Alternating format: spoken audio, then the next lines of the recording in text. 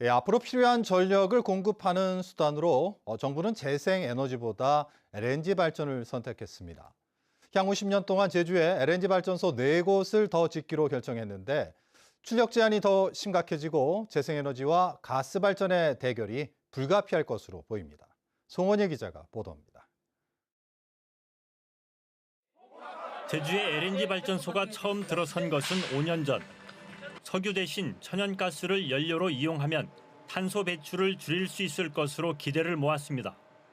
초미세먼지와 같은 오염 물질 배출이 없고 온실가스 배출을 최소화하여 카본 프리 제주 구현을 위한 발판을 마련하였으며 이후 제주시 한림과 서귀포시 화순에도 추가로 LNG 발전소가 들어섰습니다.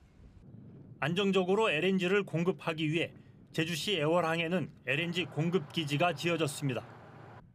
앞으로 LNG 발전소는 더 늘어납니다. 정부가 10년 안에 가스발전소 4곳, 총 600메가와트 규모를 새로 짓기로 결정했기 때문입니다. 현재 도내 화력발전 용량은 910메가와트, 10년 안에 70% 가까이 더 늘어나게 됩니다.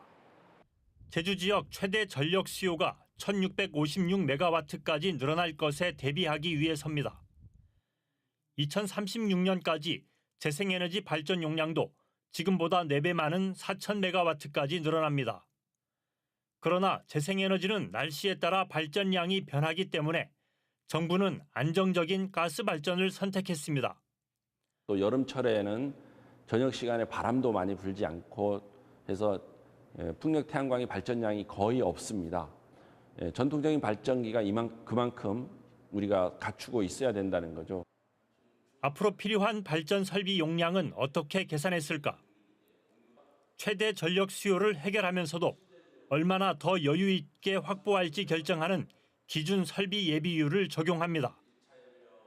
정부가 정한 제주 지역 기준 설비 예비율은 32%, 전국 평균 22%보다 10%포인트 높습니다. 제주가 섬이라는 점을 감안한 결정이지만 지나치게 높다는 지적이 나옵니다. 재생에너지가 계속 늘어나면은 사실 이 설비들이 빠져야 되잖아요. 근데 예비율로 이 설비들을 더 많이 가지고 가는 이런 형태로 이제 그 계획이 되는 거죠. 그러니까 화석연료 발전소를 더 짓겠다고 하는 그런 형태가 되기 때문에 이 재생에너지를 늘리는 데는 계속 걸림돌이 되는 거죠. 재생에너지 출력 제한도 심각해질 우려가 높습니다. 올해 말 3번째 해저 연계선이 준공되고 내년부터 에너지 저장 장치가 설치되면 출력 제한 비율은 뚝 떨어집니다. 그러나 가스 발전 2곳이 준공되는 2027년부터는 빠르게 늘어나고 추가로 2곳이 더 들어서는 2031년부터는 25%까지 올라갈 전망입니다. 특히 2030년까지 탄소 배출 없는 섬을 만들겠다는 제주도의 정책 목표와 충돌한다는 지적입니다. LNG가 석유보다는 적지만 탄소를 배출하는 화석 연료이기 때문입니다.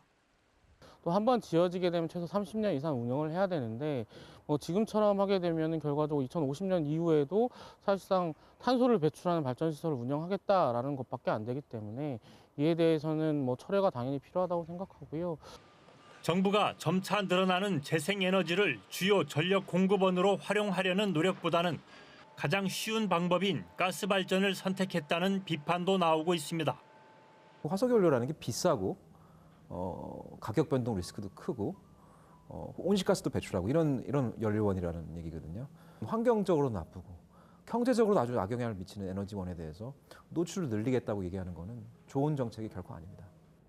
앞으로 10년 동안 제주에는 LNG 발전소 4곳이 들어섭니다. 출력 제한이 더 심각해지고 재생에너지 확산에 걸림돌이 될 것이란 우려가 높습니다. 안정적인 전력 공급을 위해 정부가 내린 결정이지만 이것이 최선의 해법인지 지역사회의 진지한 논의가 필요한 시점입니다. MBC 뉴스 송원일입니다.